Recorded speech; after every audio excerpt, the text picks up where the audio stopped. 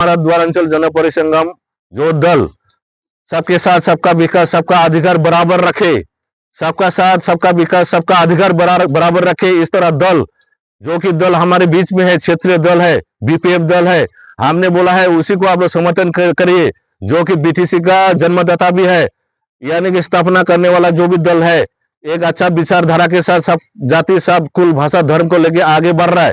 और हंगामा का जो भी सरकार है बीपीएफ, वो 15 साल चला के भी आया है बीटीसी को, इसलिए हम बोल रहे हैं सभी जनता को 35 लाख जो भी बीटीसी वासी है सभी को विनम्र विनती करते हैं, आने वाले चुनाव में बीपीएफ दल को ही आप लोग मतदाता करिए और इस दल को आगे जिताइए, बीटीसी का शासन भी उनके हाथ में फिर से लागू कराइए, तो इसी से इस क्षेत्र का हमेशा के लिए भला होगा।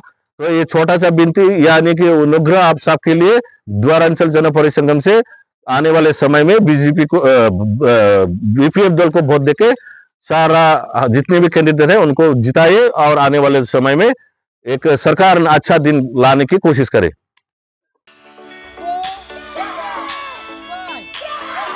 नोंथांमोनहा गावबा गावनि गथ'खौ काराटेनि सासे राफोद गेलेगिरि खालामनो गोसो दं नामा? हादरसायारि, हादरारि, हादर गेजेरारि थाखोसिम गेलेग्रा खालामनो गोसो दंब्ला नोंथाङा गोबाव दा खालामसै।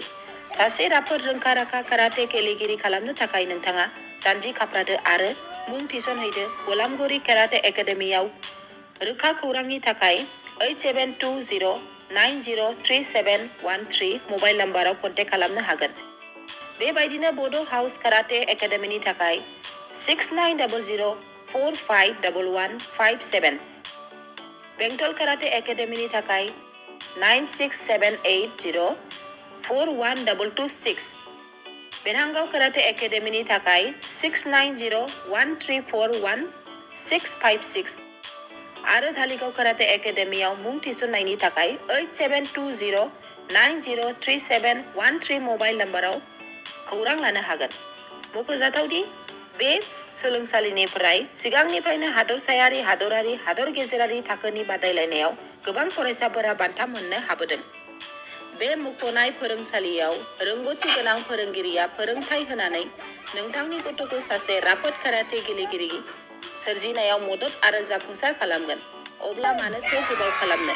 थाबैनो नोंथांमोनहाबो नोंथांनि गथ'खौ मुं थिसनहैदो।